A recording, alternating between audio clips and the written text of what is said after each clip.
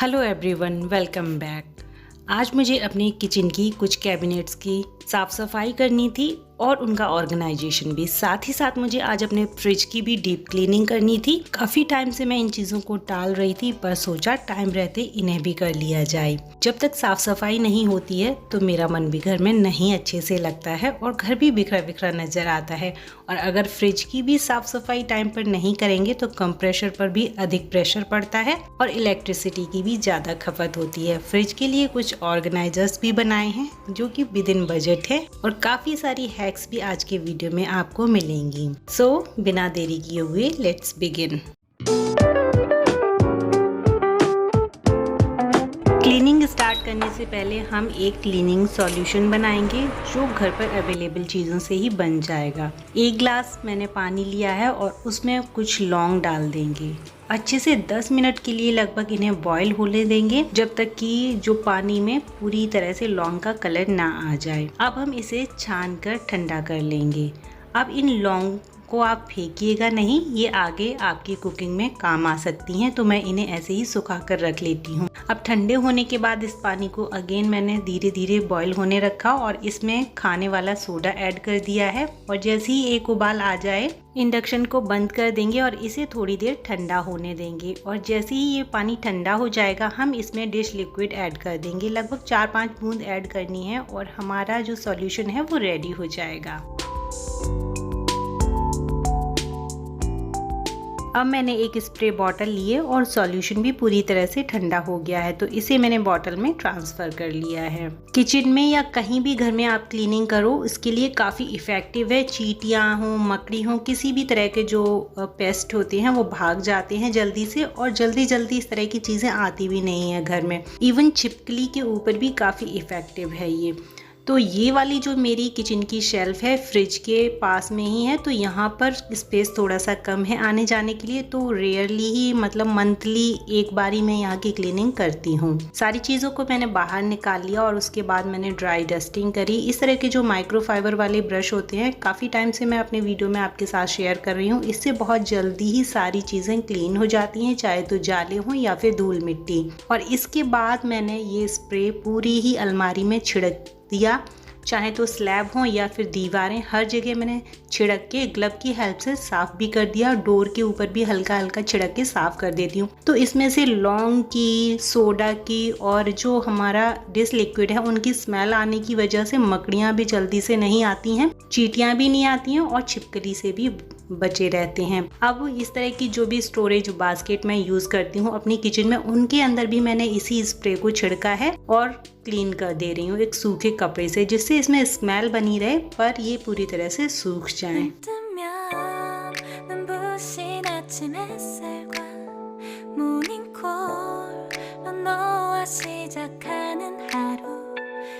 अब इन storage baskets के लिए लाइनर मैंने घर पर ही कपड़े से तैयार करी थी और इसके अंदर लगा देती हूँ, तो इससे भी लुक काफ़ी अच्छा आता है बास्केट्स का और अंदर जो चीज़ें रखती हूँ वो भी काफ़ी अच्छे से सिक्योर बनी रहती हैं और बास्केट भी गंदी नहीं होती है। जब ये लाइनर गंदे हो जाते हैं तो मैं वॉश करके अगेन सुखाकर इनके अंदर बिछा देती हूँ। इन बास्केट्स के ऊपर इस तरह का लिड भी दिया हुआ है, तो सामान सेफली रखा रहता है। जो भी ग्रोसरी से रिलेटेड थोड़ा बहुत एक्स्ट्रा सामान होता है वो सारा ही इनके अंदर अच्छे से आ जाता है।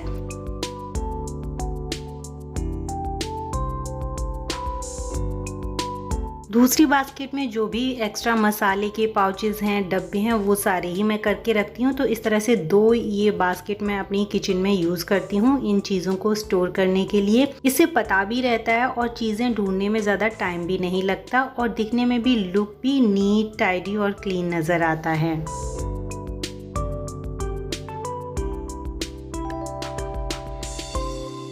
किचन हो या घर, हम चीज़ों को कितना भी अच्छे से रख लें, बार बार उनको वापस से उनकी प्लेस पर ही रखें, फिर भी चीज़ें बिगड़ जाती हैं। और कई बार होता है कि धूल मिट्टी थोड़ी बहुत जमा हो जाती है और आप कितने भी एफर्ट लगाओ, मकड़ियाँ वगैरह भी थोड़ी बहुत पनप ही जाती हैं, चाहे आप कितनी भी इफेक्टिव क्लीनिंग करो फिर भी। तो जो डेली बेसिस की क्लीनिंग है या फिर मंथली बेसिस की क्लीनिंग है वो भी बहुत ज़रूरी होती है और उसी वजह से हमें ये सारी चीज़ें करनी पड़ती हैं। तो अलमारी ऑर्गेनाइज हो गई है और अब मुझे फ्रिज की भी क्लीनिंग करनी है और पूरा ही रीऑर्गेनाइज करना लेना है। आज मुझे पूरा तरीके से डीप क्लीनिंग करनी है इस फ्रिज की।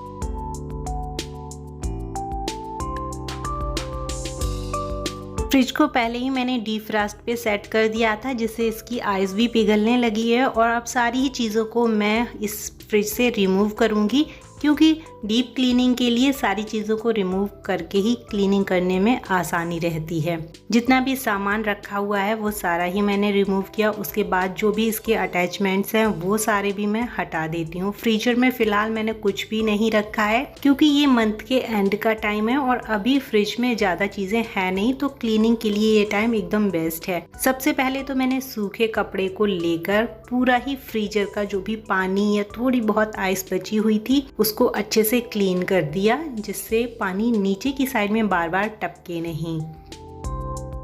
अब मैंने कटोरी में थोड़ा सा पानी लिया है और डिश लिक्विड ऐड कर लिया है, और एक जो बर्तन धोने वाला स्क्रबर या जूना होता है वही लेकर मैं पूरे ही फ्रिज को अंदर की साइड से इस सोप वाले पानी से क्लीन करूंगी। जो भी दाग धब्बे होंगे थोड़ा बहुत या कोई चीज़ लग जाती है तो उसके भी कई बार स्टेन्स या स्क्रैचेस टाइप के भी थोड़े बहुत होते हैं, तो वहाँ पर क्लीनिंग अच्छे से हो जाती है इसकी हेल्प से। जितने भी अटैचमेंट्स हैं वो सारे निकालने के बाद पूरे ही डोर की भी अच्छे से क्लीनिंग करूंगी।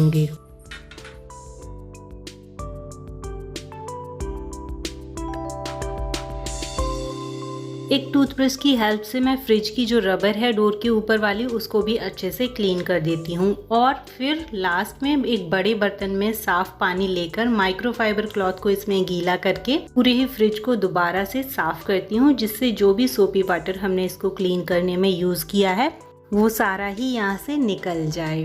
फ्रिज की डीप क्लीनिंग का रूटीन भी मैं मंथली एक बार फॉलो करती हूँ, और महीने में एक बार ही अच्छे से डीप क्लीन करने से पूरे महीने भर फ्रिज भी अच्छी कंडीशन में बना रहता है।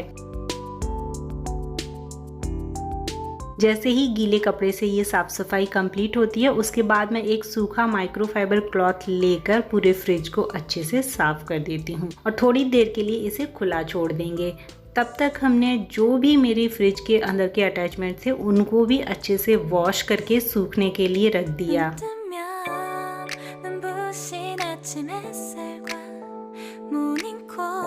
अब मैं अपनी फ्रिज के लिए कुछ अच्छे से प्लेसमेट्स बनाऊंगी, जिसके लिए मैंने इस तरह की ये प्लास्टिक की शीट यूज़ करी है। ये नोटबुक के ऊपर जो भी चढ़ाने वाली शीट्स हम स्टेशनरी शॉप से लेकर आते हैं वही है, और ये इस तरह का मेरे पास एक प्रिंटेड फैब्रिक रखा था तो इसे मैं यूज़ करूँगी।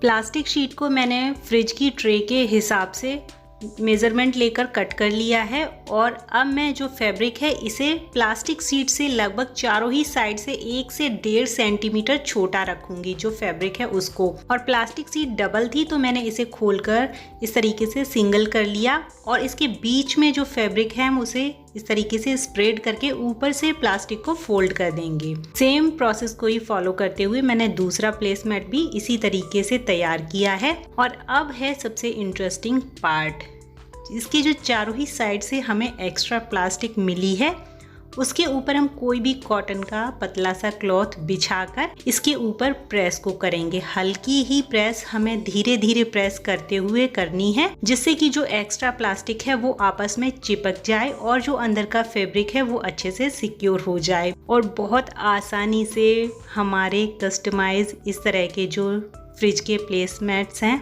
वो तैयार हो गए हैं। पीछे की साइड में ये कुछ ऐसे दिख रहे हैं। अगर पीछे की साइड हम दूसरा फैब्रिक लगाएंगे सीधा करके तो ये रिवर्सिबल तरीके से भी यूज़ किए जा सकते हैं। सारे ही अटैचमेंट्स जो हमने बाहर धूप में सूखने रखे थे वो सूख चुके हैं, अच्छे से स्टेरिलाइज हो गए हैं। किसी भी तरह की अब कोई प्रॉब्लम नहीं है। जो भी स्मेल वगैरह क्रिएट हुई होगी वो सारी ही निकल गई है। प्लेसमेंट जो मैंने अभी बनाए थे उनको भी मैंने इसके अंदर लगा दिया है। अभी से मुझे इसका लुक बहुत अच्छा लगा है और प्लेसमेंट भी बहुत सुंदर दिख रहे हैं।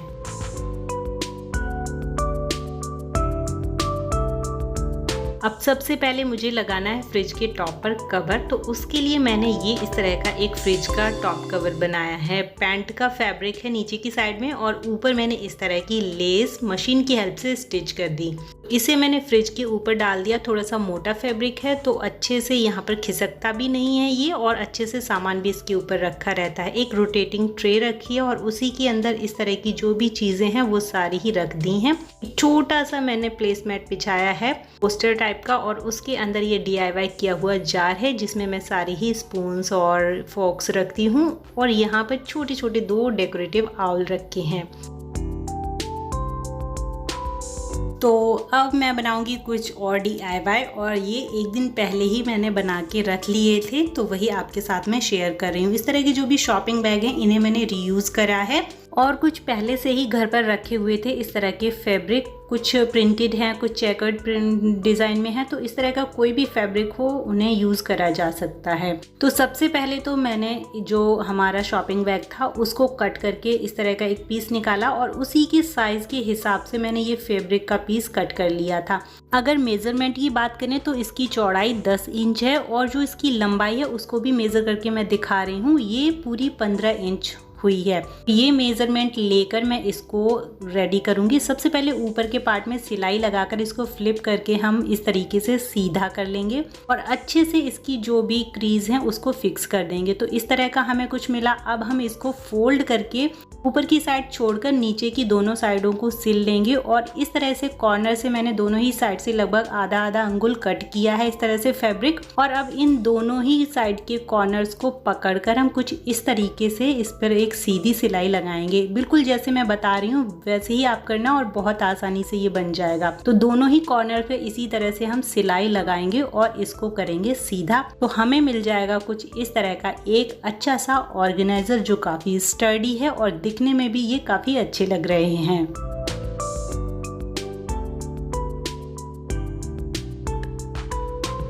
इस तरह के मैंने एक दो नहीं बल्कि कई सारे अलग अलग साइजेस में बनाए हैं और अलग अलग पैटर्न में। तो इन सबको मैंने अपनी फ्रिज की जो हमारी वेजिटेबल बास्केट है उसमें लगाया है सब्जियों को ऑर्गेनाइज करने के लिए। दिखने में भी एस्थेटिक है और सारी चीज़ें प्रॉपर तरीके से आ गई हैं। तो अब हम देखते हैं अपने फ्रिज का पूरा ही ऑर्गेनाइजेशन।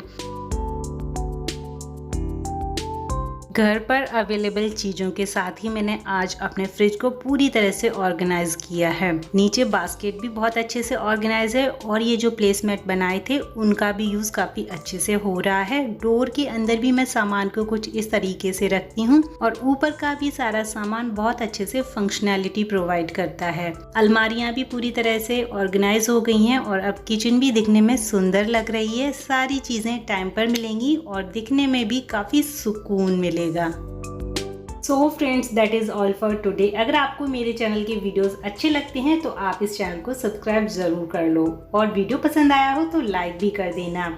मिलती हूँ इंटरेस्टिंग वीडियो में। Till then take care and bye.